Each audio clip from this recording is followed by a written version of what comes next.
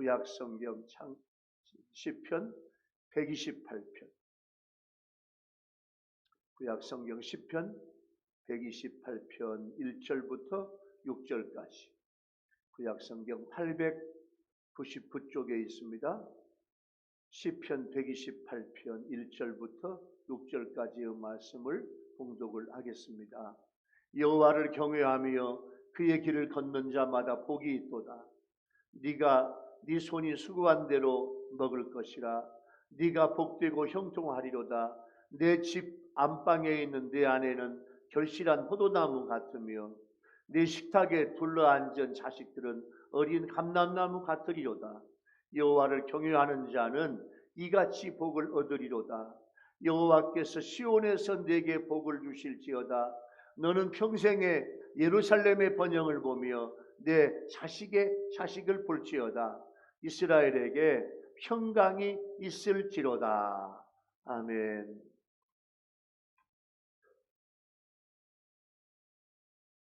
우리 교회 성도님들, 또 유튜브 성도님들 한 주간 동안 코로나 오미크론 때문에 얼마나 수고 많았어요.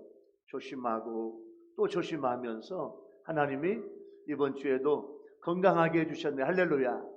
여러분, 하나님의 은혜인 줄로 믿습니다. 하나님의 은혜 가운데 사는 거예요.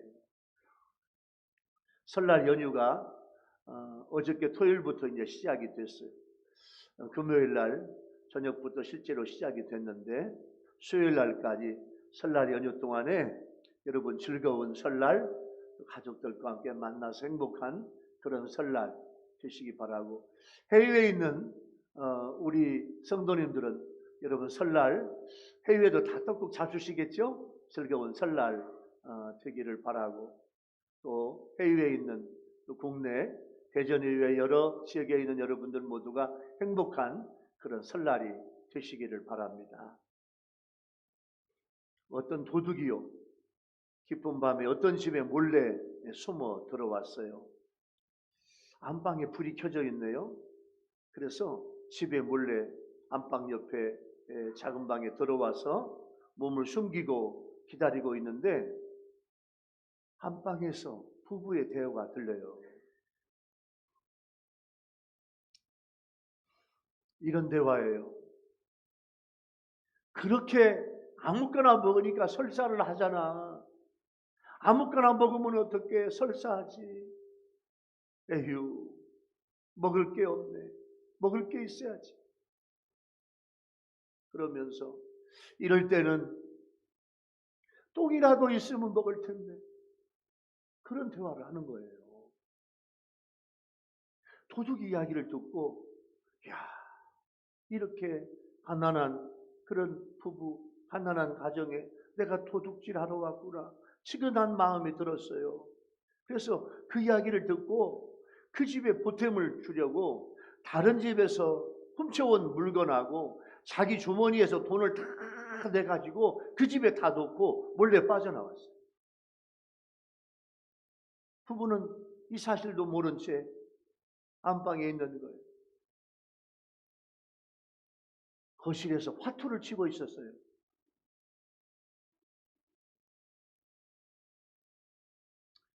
목사님이 무슨 말 하는가를 몰라. 모르면 알아도 좋고 몰라도 더 좋아요.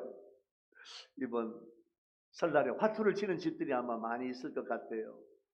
그것보다 윷놀이가 더 좋을 것 같아요. 이번 이미 시작된 설날 연휴가 즐거운 명절이 되시기를 예수님의 이름으로 축원합니다. 할렐루야. 자, 이제 말씀의 바다로 가겠습니다. 오늘 시편 128편은 시편 150편을 지혜시, 찬양시, 비탄시, 비탄시는 고민하며 고난 속에서 쓰는 시. 그래서 10편 150편을 여러 시로 구분하는데 오늘 요 128편은 지혜시, 지혜의 시에 속해요. 구약 지혜 문학의 근본 주제가 두 가지가 있는데, 첫 번째 여호와 중심 사상, 하나님 중심 사상. 또 하나 신본주의의 인생관. 내 마음대로 사는 인본주의 인생관이 아니고 하나님 중심으로 살아가는 인생관, 그리고 여호와 중심 사상이 지혜시의 근본 주제입니다.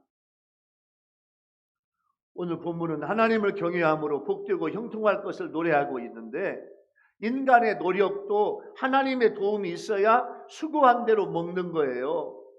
여러분, 내가 노력한다고, 내가 애쓴다고, 내가 힘쓰고, 내가 돈 번다고 다 됩니까? 안 돼요. 안 돼요. 내가 아는 어떤 사람은요, 그 오토바이 배달하는데 하루에 한 달에 800만 원, 900만 원 번네. 정말로 그렇게 버나? 그렇게 자랑하더니 오토바이 사고가 났어. 사고가 나가지고 다리도 골절되고 팔도 골절되고 6개월, 7개월 동안 일 못하고, 그렇게 예수 믿다고 해도 예수 안 믿고, 금요일날 애인하고 놀러가. 월, 화, 수, 목, 혹은 금요일날 오전까지 금요일날까지 일하고 금요일날 저녁부터 토요일날, 주일날 놀러가. 자기 마음대로 될 것 같지 아니에요. 내가 노력해도 우리 아멘 합시다. 하나님의 도우심이 있어야 돼. 하나님의 은혜 있어야 돼. 내가 돈 번다고, 내가 노력한다고 다 돈이 아니야. 돈 벌 것 같지만 안 돼요. 수고한 대로 먹을 것 같지 안 돼요. 부부와 자녀와 사업도 하나님을 경외하며 복을 받고 시온과 예루살렘에서 오는 축복을 받아야 돼. 오늘 그 본문이 시편 128편이에요. 오늘은 설날 주일이에요. 설날 연휴 속에 들어있고 내일 모레가 설날인데 오늘이 설날이에요. 설날 주일 예배. 여러분, 오늘 이 말씀을 통해서 여호와 하나님을 경외하는 가정은 구체적으로 어떤 복을 받냐? 세 가지 은혜의 주제를 통해서 은혜 받는 시간이 되기를 예수 이름으로 축원합니다.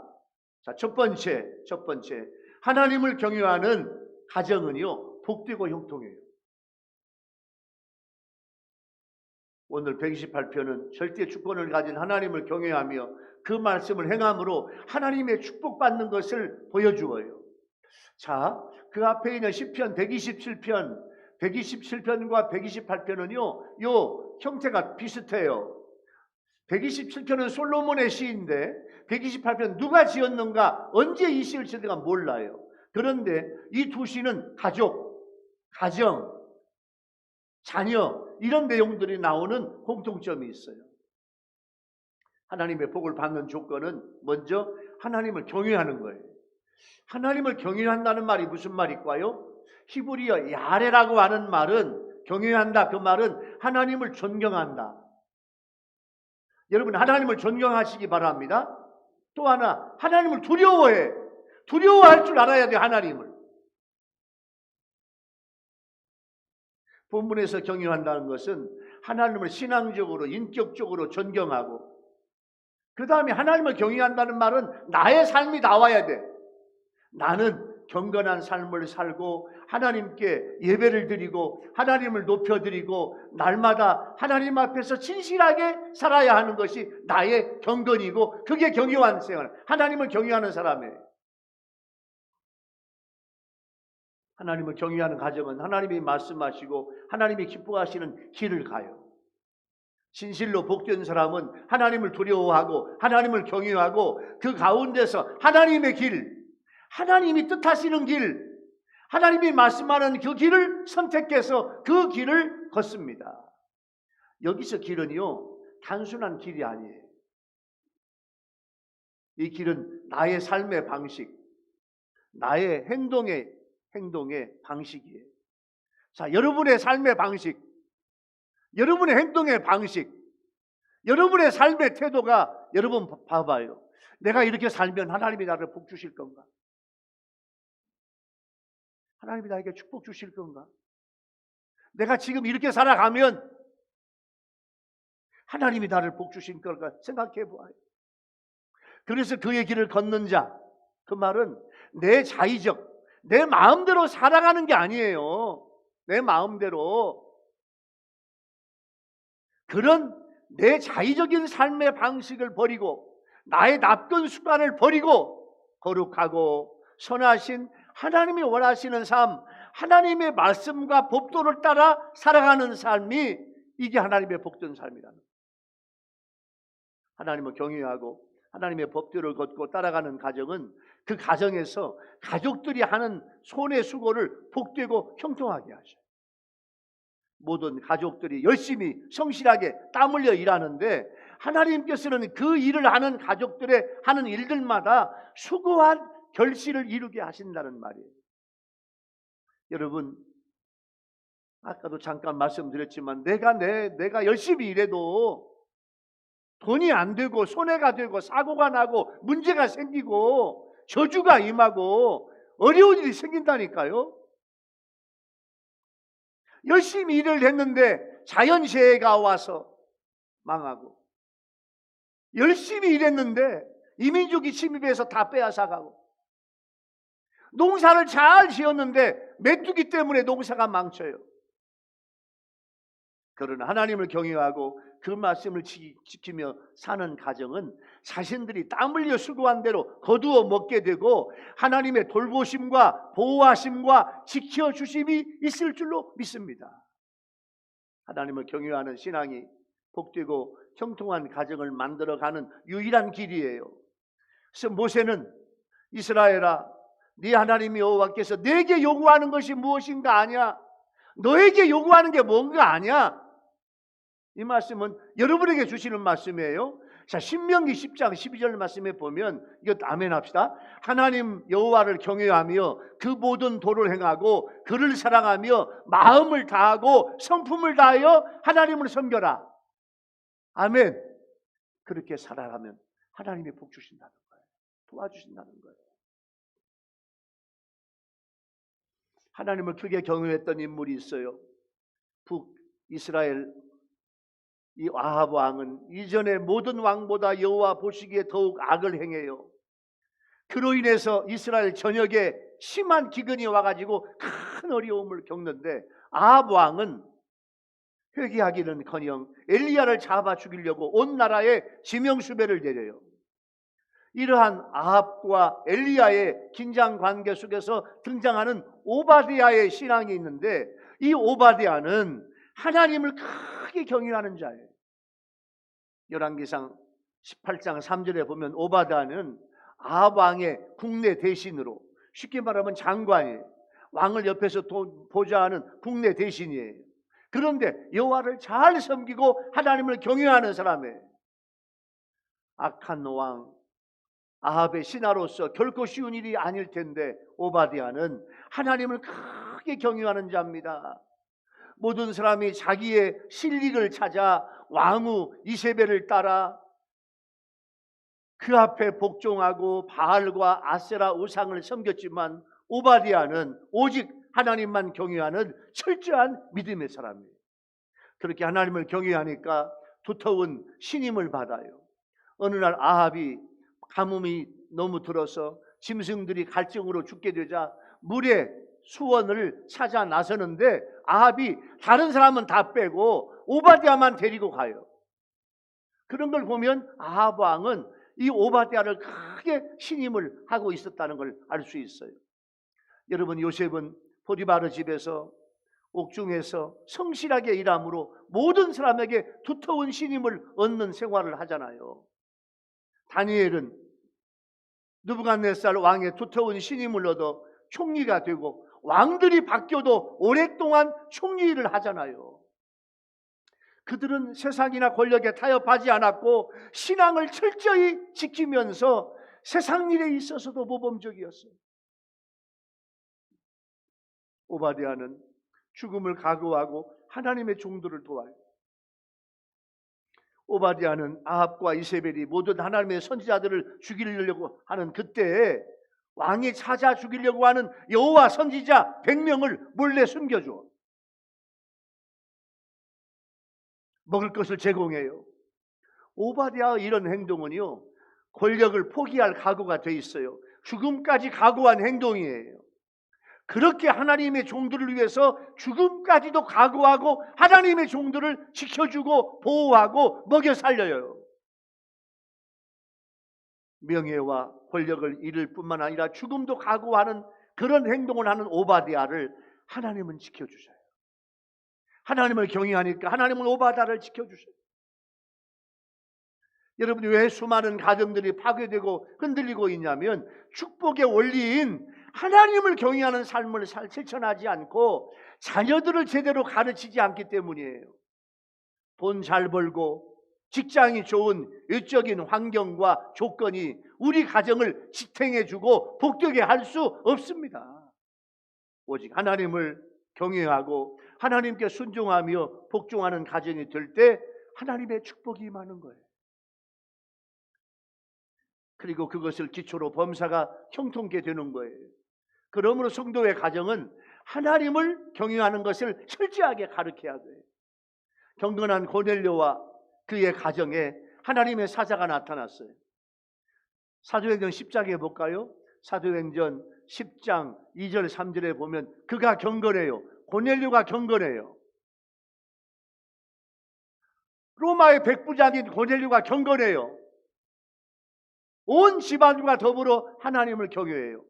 고넬료가 경건하고 그 집안이 하나님을 경외하고 백성을 많이 구제하고 하나님께 항상 기도하더니 하루는 제9시쯤 오후 3시예요.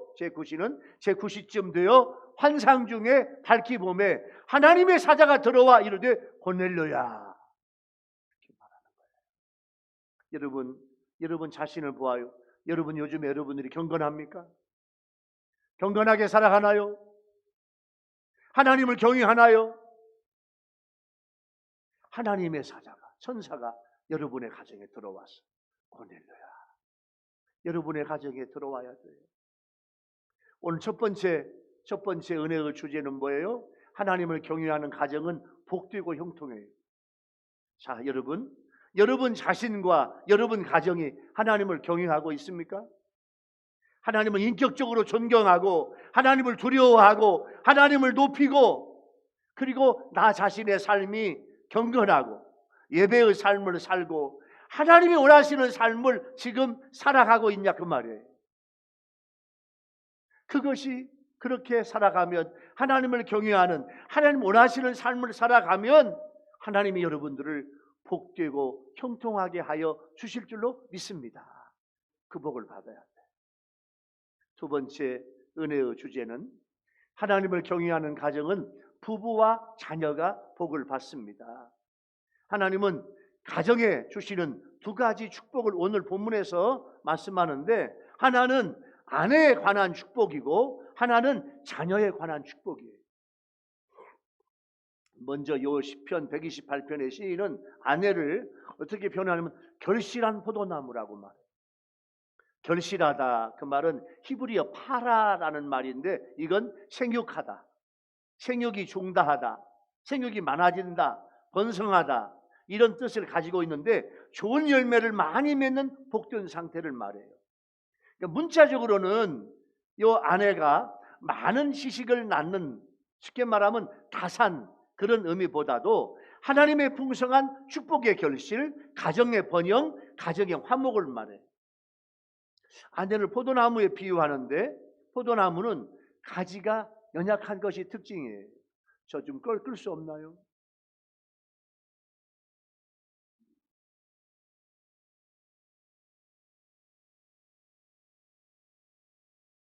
온풍기 없는 곳에서 설교했으면 좋겠어요. 포도나무는 가지가 연약한 게 특징이에요. 원줄기가 있는데 가지가 나와요. 포도나무는요 원줄기에서 새로 나온 순에서 포도가 열려요. 작년에 나온 가지는 매주 콩만하게 포도가 열려요. 근데 올해 새로 나온 순에서 나온 가지는 알사탕만하게 포도가 열려요. 근데 집안에 있는 아내를, 부인을, 엄마를 어떻게 표현하냐? 포도나무로 표현하는데 이 포도나무는 가지가 연약한 게 특징이에요. 그래서 아내는 남편의 조력자요, 자녀들의 양육자의 역할을 다하는 강한 존재인 반면에 아내는, 여자는요, 선천적으로 연약해서 다른 곳을 의지하지 않고는 제대로 살 수가 없어. 그리고 제대로 설 수도 없는 포도나무처럼 남편과 가족의 도움과 사랑과 협력을 받아야 하는 존재. 여러분, 포도나무, 원나무는 서 있는데 포도나무에서 나온 가지는요, 가지는 메어주지 않으면 안 돼. 묶어주지 않으면 안 돼. 그렇게 포도나무 가지는 연약해요. 그런데 거기서 어마어마한 포도가 열려요. 사도 베드로는 남편 된 자들에게 베드로전서 3장 7절 말씀 이렇게 말씀해요. 너희 아내와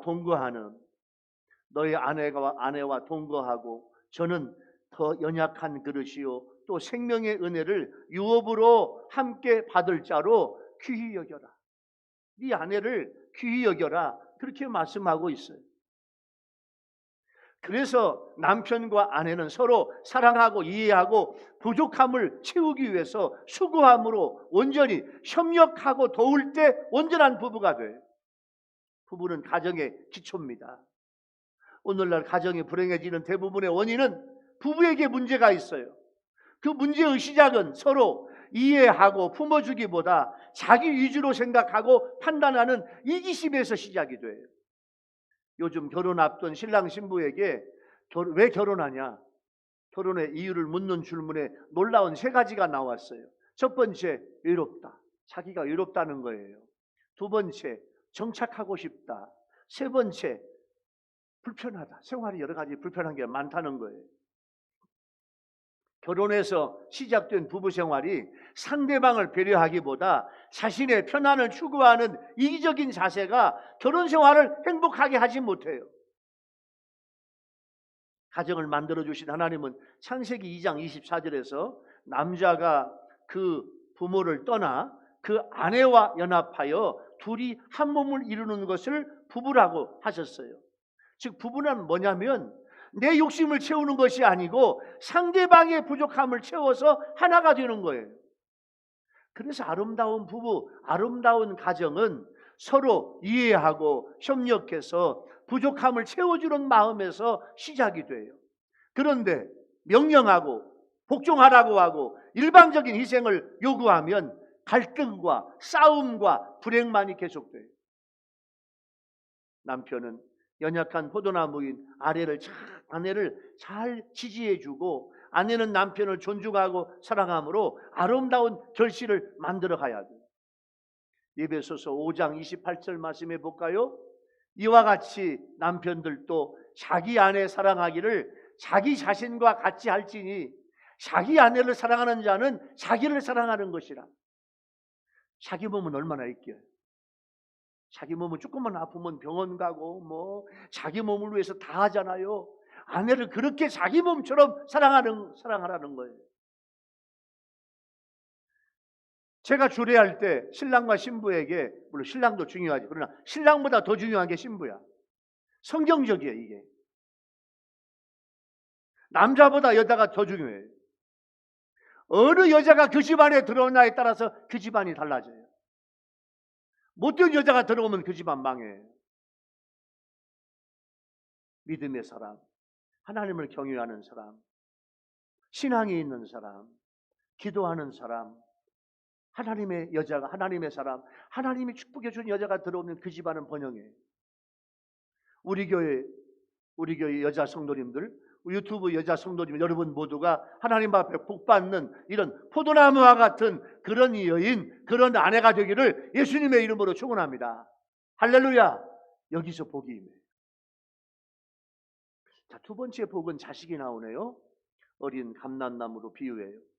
시인은 포도나무 열매처럼 사랑스러운 자녀를 낳고 가정에 행복을 주는 포도나무 같은 아내가 있고 생명력을 가지고 고결하게 자라나는 어린 감람나무 같은 자녀들이 어우러진 가정은 복되고 소망이 있고 그런 가정이에요.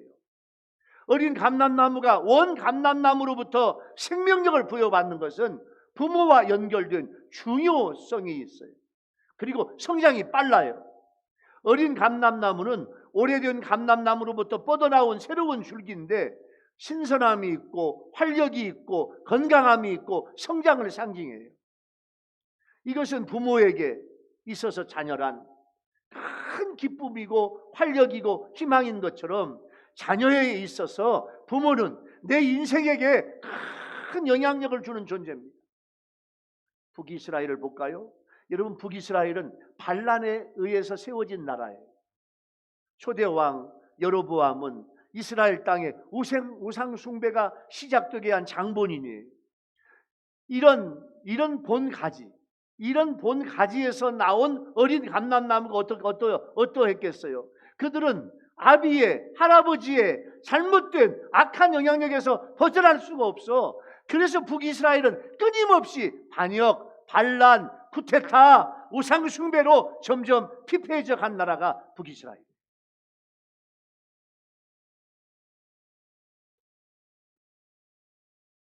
부모의 역할은 자녀를 이 세상에 태어나게 하는 것만이 아니라 자식들이 이 세상에서 바르게 복되게 살아가도록 양육해야 돼요. 그렇게 될 때 원가지인 부모가 경건하고 복된 삶을 살아야 돼요.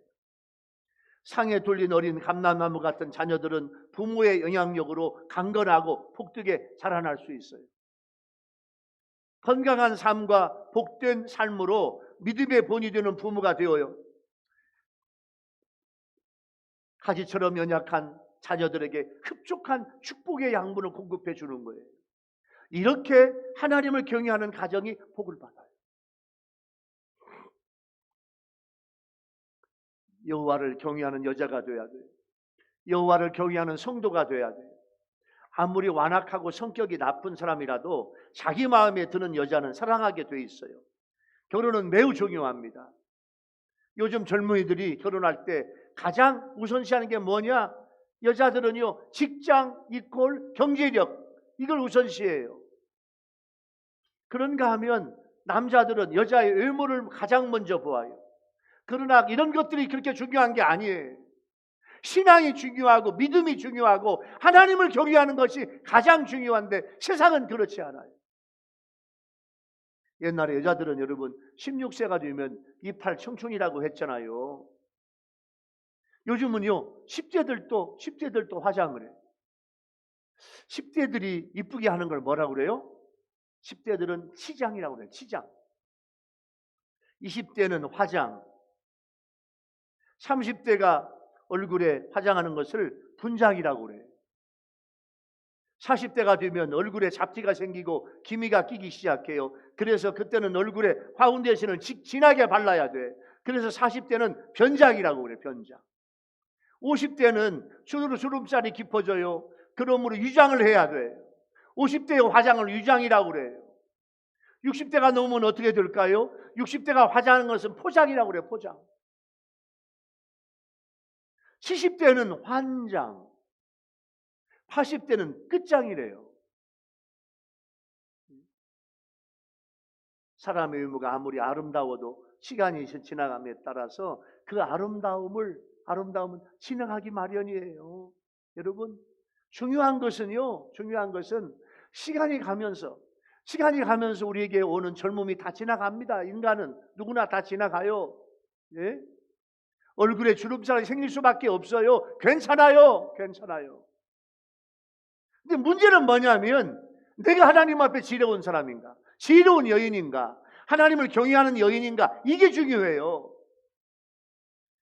지혜로운 여인 만나서 결혼해야 행복한 가정을 이룰 수 있어요. 잠언 그래서 31장 30절 말씀에는 고운 것도 거짓되고 아름다운 것도 헛되나 오직 여호와를 경외하는 여자는 칭찬을 받을 것이니라. 할렐루야. 하나님을 경외하는 여자는요 나이가 먹어도 얼굴이 아름다워. 얼굴 보면 알아. 저분이 어떻게 살아가는가 얼굴 보면 알아요. 화장 안 해도 괜찮아요. 그 마음속에 평안이 있고 기쁨이 있고 행복이 있고 하나님을 경외하는 마음이 있으면요 얼굴에 다 나타나요. 여러분, 우리 교회 성도들은요, 우리 유튜브 성도들은요, 여러분 하나님을 경외하면서 칭찬받는 성도가 되기를 예수님의 이름으로 축원합니다. 할렐루야. 자, 두 번째 은혜의 주제를 여러분 적용해 볼까요? 하나님을 경외하는 가정은 부부와 자녀가 복을 받아요. 이 말씀을 적용해 보면 여러분들 부부 사이는 어떻습니까? 예수 잘 믿는 믿음의 부부입니까? 성경적으로 사랑하고 배려하는 아름다운 부부입니까? 여러분 자녀들은 예수를 잘 믿으며 여러분들의 신앙과 경건을 본받고 살아가고 있나요? 이게 복된 가정이에요. 내 신앙과 내 믿음을 본받는 자녀로 만들어야 돼요. 그래야 그 가정이 하나님 앞에 복을 받습니다. 이번 설날에 여러분 가정이 하나님을 경외하는데 다시 한번 내가 내 아들, 딸, 내 손자, 손녀들에게 더 믿음을 보여줘야지. 경건하게 믿음을, 신앙을, 말씀을 보여주는 그런 설날 되기를 예수 이름으로 축원합니다. 자, 세 번째 은혜의 주제는요, 하나님을 경외하는 가정은 시온의 복을 받고 자손에게 평강이 임합니다. 시온은 하나님의 성전이 있는 성산으로 하나님 임재의 상징적인 처소예요. 이스라엘 백성들은 시온을 가장 중요한 성지로 생각했어요. 성경적으로 시온은 이스라엘의 신앙적, 정치적, 정신적 중심이에요. 이곳은 아브라함이 아들 이삭을 번제로 바쳤던 곳이에요. 다윗이 오르난 타작 마당에서 하나님의 진노를 멈추게 하려고 제사를 드렸던 곳이에요. 솔로몬은 여기에 성전을 건축했어요. 그래서 이스라엘 민족에게 소중하고 귀한 장소가 예루살렘이에요. 그렇다고 해서 시온은 당시 장소적인 그런 것만은 아니에요. 이스라엘 백성들 마음속에는 살아계신 하나님을 내가 하나님의 선택을 받아서 우리 민족 이스라엘 민족이 큰 민족이 되게 하신다. 지금도 살아계신 하나님은 우리들을 인도해서 우리 이스라엘을 앞으로 큰 나라 그 민족으로 회복시켜 주실 것이다. 이 기대와 소망이 시온이즘이에요. 그래서 시편 기자가 말하는 시온이라는 장소는 어떠한 특별한 지명이라기보다도 모든 성도들의 마음이 향하고 있는 하나님의 보좌예요. 이 시인은 그들을 지으시고 인도하시는 하나님을 믿는 믿음과 소망의 터 위에서만이 하나님이 내려주시는 충만한 복을 받아 누릴 수 있는 그런 소망을 가지고 있어요. 그 믿음과 소망의 터 위에서만 하나님이 내려주시는 충만한 복을 받아 누릴 수 있는 거예요. 현재 여러분들 가정에 여러분들의 구심점은 무엇입니까? 집안의 가장인 부모님입니까? 여러분 부모님 언젠가는 돌아가십니다. 자녀들입니까? 품 안에 있을 때와 달라요. 여러분 집과 건물 부동산이에요? 낡아지고 오래가지 못해요. 은행 통장입니까? 돈도 믿을 수 없어요. 인간적인 사랑과 애정입니까? 식을 날이 있어요. 앞으로 이루고 싶은 부자가 되는 것이 가정의 꿈과 비전이에요? 이루지 못할 꿈과 비전이 얼마나 많은지 몰라요. 그러나 우리의 가정들을 단단하게 뭉치게 하고 든든히 세워질 구심점이 있는데 여러분 아멘 합시다. 바로 교회인 줄로 믿습니다. 우리 교회 내 교회예요. 하나님을 섬기고 예배하는 우리의 신앙과 믿음이 되어야 돼요. 시온의 복은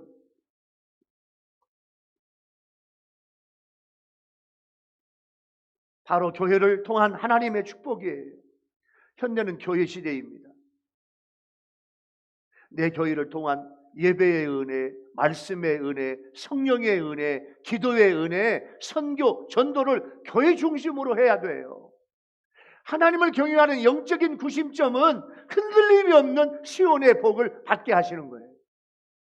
하나님을 경외하는 가정은 자식의 자식을 보고 평강이 임합니다. 여러분 자식의 자식을 본다는 것은 대대로 복을 계승한다는 것이고 장수를 누린다는 것이고 후손이 축복을 받는 것을 말씀하고 있어요. 예루살렘의 번영은 시온에 역사하시는 하나님의 임재를 체험하고 하나님을 경외하고 살아가며 하나님의 말씀과 명령을 따르는 하나님의 백성들에게 주시는 수평적인 그런 공동체의 축복이에요. 그러나 자식의 자식을 볼지어다 하나님의 축복을 계승하는 것으로 이건 수직적인 축복이에요. 자, 여러분 자신, 여러분의 부부, 아들, 딸, 손자, 손녀, 증손자. 여러분 증손자, 증손녀 본 분 계십니까? 우리 홍성표 권사님, 또 신 권사님, 권사님도 그렇군요. 우리 교회에 세 분이나 계시네. 증손자까지 본. 참 얼마나 축복. 여러분은 축복받은 사람이. 할렐루야. 이게 벌써 제대로 자손들이 복을 받고 여러분들이 건강해서 장수함으로 증손까지 본 것도 축복이에요. 하나님을 경외하고 하나님이 말씀하신 길을 걷는 자들은 신앙이 한 세대에 끝나지 않고 대를 이어서 계속되므로 축복 역시 대대로 계승되는 거예요. 이 계승의 복은 대대로 임하는 평강입니다. 자, 여러분 자신, 부부, 내 아들, 딸, 손자, 손녀, 증손까지 왔어요. 고손까지 보시기 바랍니다. 할렐루야. 그러면 5대네. 5대. 여러분 무슨 말이에요? 근데 이게 뭐냐면 평강이 임하죠. 평강. 대대손손 신앙과 믿음과 아멘 합시다. 평강이 임해 가야 돼. 할렐루야. 평강이 뭐냐? 히브리어 샬롬인데 이 평강은 평화, 화평, 평안 이런 뜻이 있어요.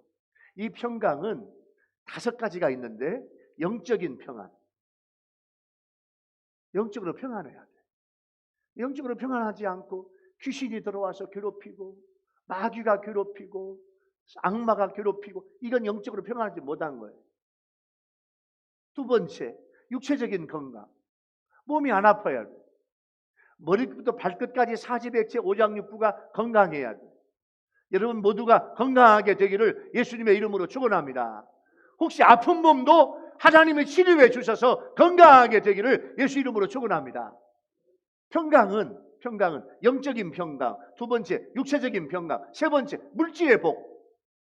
돈이 있어야 돈. 필요할 만큼 돈이 있어야 돼. 그런데 이 돈이 내 마음대로 안 돼요. 이것도 아멘 합시다. 하나님이 부어주셔야 돼. 내 마음대로 되는 건 내 돈 아니에요. 그건 금방 다 나가. 구멍에 여러분 돈자루에 구멍이 생기고 돈자루가 갈라져서 돈이 다 빠져나. 돈 벌면 뭐예요? 모으면 뭐예요? 다 빠져나가는데 빠져나가면 안 돼. 이게 물질의 복이에요. 네 번째는 걱정 근심이 없는 은혜. 다 잘 될 것 같은데 괴로워, 잠을 못 자, 우울해, 조울해, 죽고 싶어, 살고 싶지 않아. 그 마음에 평강이 없는 거예요. 지금 이 설교를 듣는 여러분들, 우리 교인들, 우리 유튜브 성도들 여러분들 마음속에 우울한 마음, 걱정, 근심, 불안, 초조, 우수사려 다 떠나가고 하나님 주시는 평강으로 채움받는 여러분 되기를 예수 이름으로 축원합니다. 할렐루야. 5번째는 전쟁이 없어요. 부부간의 전쟁. 부부간의 말도 안 해. 대화도 없어. 같이 살지만 별거 하는 것 같아. 이건 전쟁하는 거예요. 나라가 전쟁을 해. 나라가 시끄러워. 전쟁이 없는 나라. 이게 평강이에요. 이 평강을 복을 누리는 우리가 이 평강을 받아야 되는데 이 5가지 평강은 내가 이 평강을 얻고 싶다고 되는 게 아니라니까요. 이건 100% 다 하나님이 주셔야 돼. 여러분 하나님이 주시는 이 평강을 받는 여러분 되기를 예수 이름으로 축원합니다. 할렐루야. 아울러 언약에 충실한 성도는 장수를 누림으로 후손이 복을 받는 걸 지켜보게 돼. 그러므로 우리는 영원히 계속될 생명을 소유해야 돼. 이 땅에 사는 동안 영적인 일에 관심을 갖고 영원한 평강을 사모해야 돼. 이 땅의 것만 생각하지 말라니까요. 이 땅은 다 쏟고 없어져요. 영원한 걸 생각해야 돼. 영원한 것, 영원히 변하지 않는 것. 이 땅에 가지고 있는 건 내 거 아니에요. 하나님 앞에 드린 것만 영원히 내 거예요. 그래서 사도 바울은 갈라디아 6장 8절에서 이렇게 말씀해요. 자기의 육체를 위하여 심는 자는 육체로부터 썩어질 것을 거두고, 땅에 내 육체, 내 인생, 땅의 것만 거두어 땅의 것만 심어 육체로부터 썩어질 것을 거두지만, 성령을 위하여 심는 자는 성령으로부터, 아멘 합시다, 영생을 거두리라. 이걸 거둬야 돼. 여러분, 하나님을 경외한 자가 주시는 축복이 있어요. 주식회사 영성 대표의 이장로님은요, 유명한 이장로님의 이야기가 있어요. 33살 때 1969년, 제가 이분을 계산해 보니까요, 저보다 30살이 많더라. 올해 이분이 살아계시면 97, 96. 갑자기 피를 토하고 1969년에 33살 교회 집사님 때 병들어서 갑자기, 몸은 건강한데 갑자기 막 피가 나와. 피를 토해. 정신을 잃고 쓰러져요. 병원에 가봤더니 당시의 결핵인 치명적인 불치병을 얻어 진료를 받아보니까 사망 선고가 났어요. 의사가 하는 말이, 당신의 폐는 싹 썩었대요.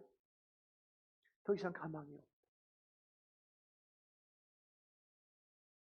의사의 그 한마디에 충격을 받고 마지막으로 찾은 곳이 서대문 시립병원 근처에 폐병 환자들이 모이는 곳이에요. 이분이 1969년도 33살 나이에 서대문 시립병원 폐병 환자 병동에 왔네요. 거기서 병원에서 더 이상 당신은 치료할 수 없으니까 나가라고. 나가서 보니까요, 병원 뒤에 산에 한 평, 두 평 천막을 지어놓고 사는 분들이, 제가 1977년도에 제가 서울신학대학교 신학과 1학년 때 거기를 가보았더니요, 한 평, 두 평에다가 벽돌 천막으로 해가지고 거기서 병원에서 나가라는 거야. 폐병 때문에 집에 갈 수도 없어. 죽을 날만 기다리면서 거기서 살고 있는 사람들이 몇천 명이더라. 주식회사 영성의 대표인 이장로님, 그때 이 집사님 때지. 그때 그 속에 들어가요. 그는 간절한 기도를 해요. 거기에 꺼적대기를 쌓아놓고, 여러분, 어젯밤에 유성이 영하 8도 9도까지 내려갔어요. 오늘 아침 새벽에 예배 준비하려고 8시에 예배 준비하고 있는데 아침 영하 7도더라고요. 유튜브 성도들 여러분이 있는 계신 곳은 오늘 날씨가 몇 도였습니까? 영하 7도, 어젯밤에 영하 9도까지 내려갔어. 얼마나 추워요. 근데요, 지금부터 30년 전, 40년 전은 막 영하 15도, 20도 막 이랬어. 그 영하 15도, 20도에서 그 꺼적대기 듣고 살아. 근데 거기서 하나님 앞에 기도해요. 하나님, 한 번만 살려주시면 제가 결핵 환자들을 위해서 평생 이 생명을 바치겠습니다. 생명 걸고 필사적인 기도를 해요.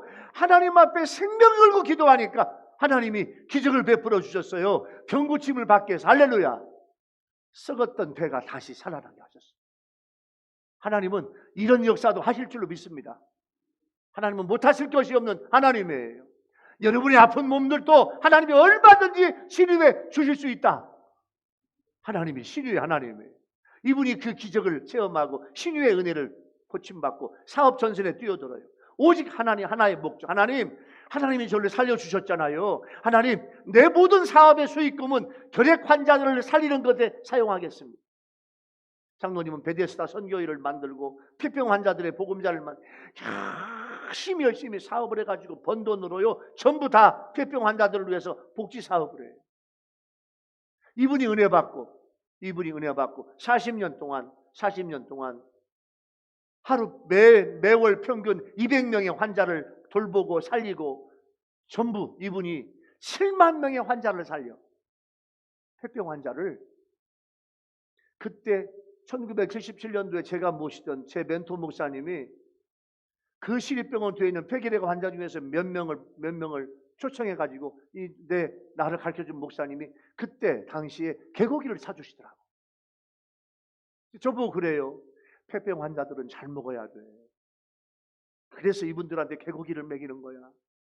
개고기를 자꾸 사주어서 너무너무 못 먹어가지고 그냥 피골이 상접해 있어. 그분들에게 고기를 막 사주시더라고. 왜냐? 이 고기를 먹어야 이분들이 산다는 거야. 그래서 이어 조식교사 영성 대표인 이장로님이 그 사업을 해가지고 세상에 죽을 수밖에 없는 폐병 환자들을 7만 명을 살려. 이 장로님은 어마어마하게 하나님의 축복을 받아요. 그러면서 나는 하나님의 빚진 자야. 난 죽을 수밖에 없는. 나는 이미 33살에 죽었어야 돼. 그런데 하나님이 나를 살려주셨어. 살려주신 이유는 나 같은 폐병 환자 살리라는 거예요. 그래서 이분 평생에 7만 명을 살렸다니까. 죽을 수밖에 없는 사람들을. 좋은 약을, 정부에서 주는 약보다 더 좋은 약을 외국에서 사다가 약을 먹이고 그분들에게 좋은 음식을 먹이고 평생 7만 명을 살려요. 이 장로님은요, 예수 믿고 교회의 복을 받아. 교회에서 훌륭한 장로님이 되고 그 자손들이 얼마나 잘 됐는지 몰라요. 자녀의 복을 받아요. 그래서 하나님을 경외하는 가정은 시온의 복을 받고, 여러분의 교회를 통해서 여러분의 믿음의 구심점을 통해서 복을 받는 여러분 되기 바랍니다. 할렐루야. 그리고 여러분의 자손들에게 평강이 임하는 거예요. 내 아들, 딸, 내 손자, 손녀, 증손자, 증손녀, 고손자, 고손녀까지 여러분 평강이 임해. 평강이 임해. 오늘 말씀을 적용할게요. 여러분 세 번째 은혜의 주제를 우리 삶에 적용해 보면 여러분 시온의 복을 받아야 됩니다. 교회를 통한, 우리 교회를 통한 하나님의 축복을 받아야 돼요. 내 모든 것을 다 드려 섬길 예수님의 몸인 우리 교회를 위해서 내가 헌신하며 예배하며 기도하며 감사하며 선교하며 전도하며 교제를 더 뜨겁게 하고 내 자신과 내 부부와 우리 가정과 자손들의 평강과 나의 영원한 생명의 평강을 받아야 될 줄로 믿습니다. 오늘 말씀을 마무리할게요. 사랑하는 우리 교회 성도 여러분, 그리고 유튜브 성도 여러분, 오늘 설날 주일날 하나님이 주시는 말씀은 여호와를 경외하는 가정, 이 가정이 복받는 가정이라고 말씀하십니다. 하나님을 경외하는 가정은 복되고 형통하게 되고 부부가 복을 받고 자녀가 복을 받고 시온의 복을 받고 자손들에게 평강이 임해요. 여러분 모두에게 이번 설날에, 오늘 설날 주일날 이 은혜와 복이 임하는 여러분 모두가 되기를 예수님의 이름으로 축원합니다. 할렐루야. 기도하겠습니다. 하나님 아버지, 오늘 설날 주일날 하나님을 경외하는 가정에 축복을 말씀 주시니 감사합니다. 주님, 이 말씀처럼 우리 가정들이 하나님을 경외해서 복되고 형통하게 하여 주시옵소서. 하나님을 경외하는 가정은 부부와 자녀가 하나님의 복을 받게 도와주시고, 하나님을 경외하는 가정은 시온의 복을 받고 자손들에게 평강이 임하게 하여 주옵소서. 예수님의 이름으로 간절히 기도하옵나이다. 아멘. 찬송가 559장, 오늘 주신 말씀을 생각을 하면서